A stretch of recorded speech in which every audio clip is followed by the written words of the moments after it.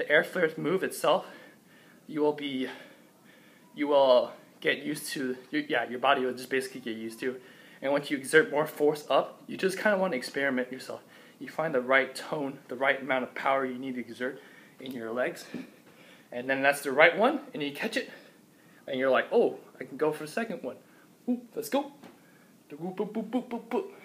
Second, yeah. And so basically, that leads to my second part is the Airflares. Multiple Airflares.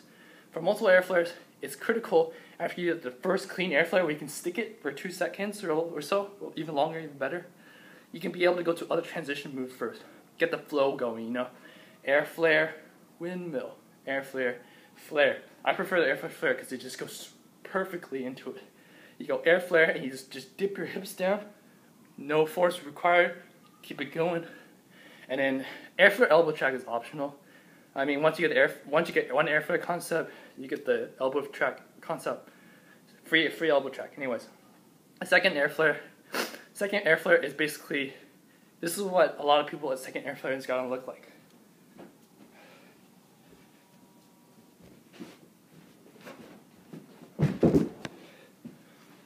That is amazing because you're getting the idea of the flow. Power moves is always flowing. It's really hard to go fast and then stop and then try it again, or slow down and go back up. That's really, professional level. But at this time, you're just learning the prerequisites to basic power moves.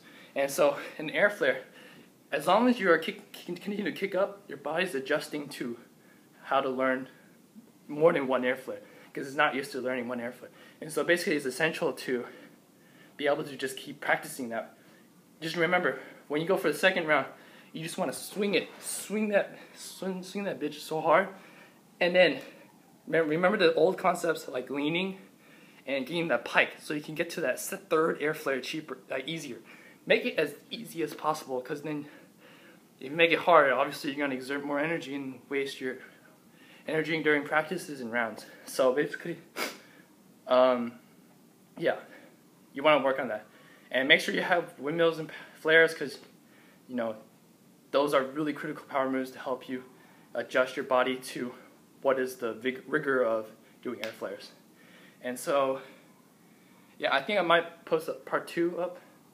I don't think I had enough time, it's 12 minutes. But the second video will be more of a, I guess, combos, like doing Airflare, flare, or Airflare windmill, all the stuff I described earlier to practice, but I never had the time.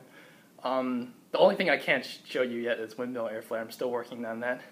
If you have any tips on windmill Airflare, any tutorials out there, link me so I can work on that and then teach you guys. So watch the second part.